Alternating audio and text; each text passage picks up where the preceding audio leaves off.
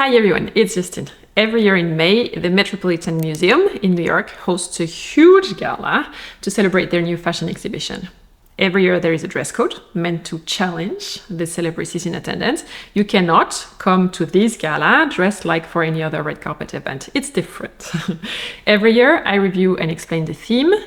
I analyze and give you my opinion on the outfits based on my point of view as a fashion designer myself, and I give a rating from 1 to 5 stars. It's today!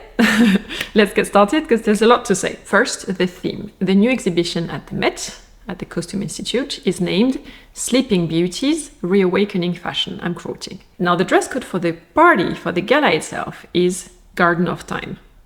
Here's the first problem. These two things don't really feel like they fit together. Sleeping Beauties, we're going to see Cinderella, Sleeping Beauty, all other fairy tale princesses. Think the whole range of Disney princesses, my guess, all evening. And then Garden of Time, we're going to see flowers, women flowers, flowers on dresses, bodycon flowers, all evening. So taken literally, this theme is very easy, very first degree, and could be boring. So in my review in this video, I'm going to give more stars to people who interpret that theme more creatively. Reawakening fashion, I think, should be more in focus than Sleeping Beauty. I'm talking about reawakening forgotten fashion houses or tailoring techniques. That would be a lot more interesting rather than reawakening princesses. And then for the motto of the gala, I'd love to see outfits focusing on time rather than the garden in Garden of Time. Okay, I'm saying this at this point, I haven't looked at the outfits yet, so it's just my guess and how I understand that things are going to unfold.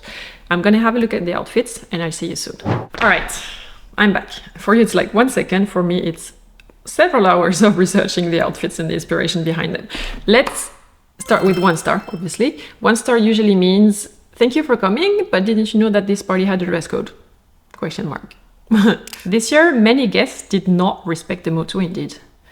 Here we have Chanel, Chloe, Burberry, Oscar de la Renta. These outfits are really nice red carpet outfits. No issue with that, but could have also been worn at any other event rather than the Met Gala. And that doesn't do the job for me. It goes on with Jennifer Lopez in Schiaparelli Couture, Luciana Damon in Dior Couture, Nichapat Supap in Versace, Elsa Pataki in Tom Ford. Elsa is wearing a crown, okay, so she did put in some effort, but for me, this doesn't quite hit the mark with any Garden of Time. This is not enough. Moving on to 2 stars. Here we're starting to see, you guessed it, some flowers. The 2 dresses in the top left corner are cute, Emilia Wickstead and Marchesa, beautiful drapes, though the motto was taken quite literally, as I guessed in the first part of this video. Gigi Hadid's dress is by Thom Browne. There I'm seeing a more graphic and modern interpretation of a flower garden, which I like. Apparently it took 5,000 hours just to hand embroider the beads on the dress, and 20 people apparently worked on it. Insane, insane. Then comes a flower explosion by Dolce & Gabbana, very pop, very bold, very Dolce & Gabbana. Mr. Beckham Jr. is our first gentleman in this selection, wearing Bode, which is a young menswear brand. And Mrs. Collins, who is a fashion journalist in the US, I don't know who made her outfit, couldn't find the name, but I understand it's an homage to the animals of the garden, which is an original approach, a bit more, and I just really like the horn headpiece. Now, we are moving on to the next level, okay, in terms of design and in terms of creative process. 3 stars. Baz Luhrmann and Catherine Martin often make it onto my boards. They really have fun with the motto each year and they always match their outfits, which is a recognizable thing. I find this green color palette quite pleasing aesthetically. It's not over the top, it's not red and blue and yellow, it's just shades of green. It's tasteful. Kendall Jenner often wears very fitted outfits as a model, but here she looks like a carnivore plant or a fairy tale witch a bit, and it's Givenchy from the archive, which is a clever allusion to fashion history and therefore to the topic of the Met exhibition itself. Elle Fanning is in Balmain, and I think it's the most beautiful princess dress, if I have to pick one, from everything I saw from that evening. There were many fairy tale princesses that all looked more or less similar and very bold and very colorful. This one is just precious. The birds are like literally draping water around her. Have you seen something more poetic than this? And the last one on this board is an Atelier Versace design, vintage. The butterfly definitely fits the garden theme, and it's a clear reference to the masterpieces sleeping in the archive of fashion houses, which again is the theme of the MET exhibition. What? More outfits with 3 stars? Okay, sure. For me, out of all outfits that represented draped flowers, Mindy Kaling is wearing the most poetic one. Here, it's not just flowers decorating a dress. The entire dress is a flower, and notice the structure and the architecture of it. This is brilliant handcraft. The next one is a Maison Margiela artisanale dress. If you let a fairy tale princess sleep for a century, when she wakes up, her outfit certainly aren't gonna look fresh. Will they? I like the thorn black chiffon. The dress could have been eaten by moths, you know, which brings in the time dimension in the Garden of Time. Then we have Sarah Jessica Parker. Somehow that woman always nails the theme every time she comes, and every time I checked, every time she makes it onto my boards. This outfit is a clear reference to fashion history and traditional techniques, including embroidery. Her headpiece alone is a delight. She takes fashion back in time with her gown. Now, you know what? Usually men who are invited to the Met Gala come wearing a tuxedo. It's very chic, it's very classy. It's just not the theme. So this year, I want to highlight and dedicate a board to some gentlemen who really made an effort. Let's start with Prince Charming in Atelier Versace. And to go with it, we have an evil prince with this necklace made of thorns, because each fairy tale needs a good prince and an evil prince. And then I'd like to salute 2 outfits that draw onto old fashion techniques. Luar created an outfit full of button closures. You know, before zippers were invented, this is how every garment was closed and held together, even if it meant having buttons to close on the entire length of a dress for the ladies. Tana Fletcher brought the hosiery inside out to remind us that corsetry and hosiery are a disappearing category in fashion design and a disappearing skill set, to be honest. Moving on to 4 stars, now it's getting seriously exciting. Cynthia Erivo wore Tom Brown. It's a flower garden, but one that is starting to decay because the petals are falling, so it's full. It's not the prime season anymore. Very poetic, beautifully executed.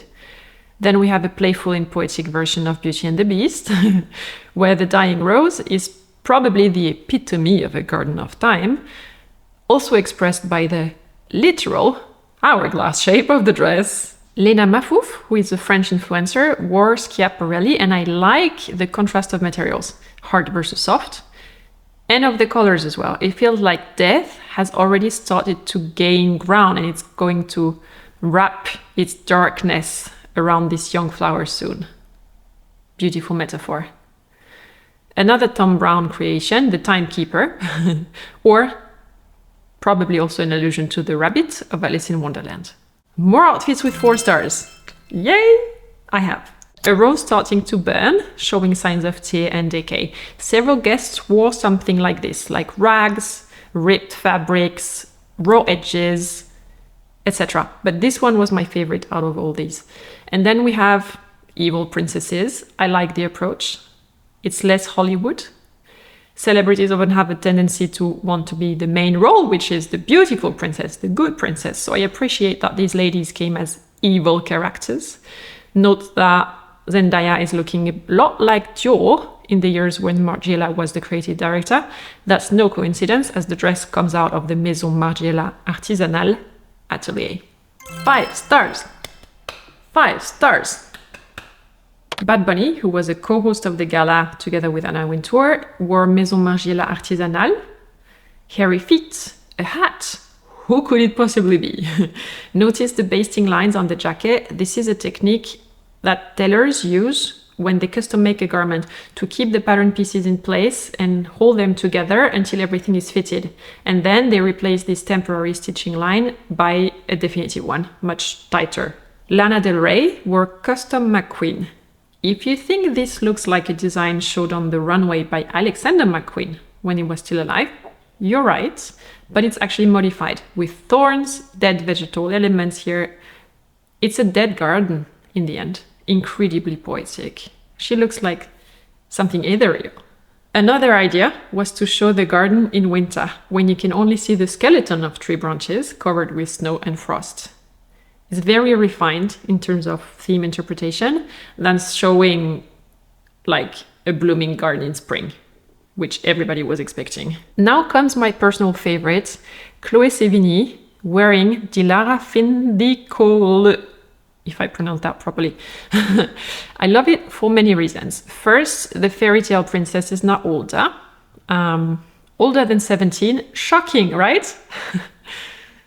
And her gown has aged too. The undergarment is damaged and stained. The silk is broken in some places, reveals the construction underneath, the corsetry on the bust, for instance. I love it. Second, the corsetry and the tailoring of the garments are top-notch. And this gown could be coming straight out of the archive of a 19th century Victorian couture house. This nails the theme of the MET exhibition like no other garment that night.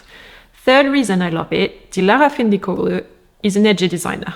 She's not one of the household names like Balmain, Dior and Versace, which you would expect to see on red carpets. It's a bold choice and I love it. In my opinion, hands down, the best outfit of the entire evening. It should have gotten so much more press coverage. Now on to my favorite question to you. Which outfit of the evening was your favorite and why? Is there somebody you'd say I forgot? And it's not acceptable? Let me know in the comments. Personally, I felt that many of the outfits were very safe, to be expected. And there is one thing that I must share with you because it disappointed me. Vogue publishes videos and photos of the gala very, very quickly on their socials and their website. So the celebrities, the photos of the outfits were up. The gala was not even over, that it was already on Vogue's website. But they did it so quickly that they mentioned the celebrity names and not the designers. Seeing how much time goes into hand making the dresses and doing the embroidery for so many of the outfits from that evening, mentioning the fashion houses behind the outfits would have been appropriate because they're actually doing the work.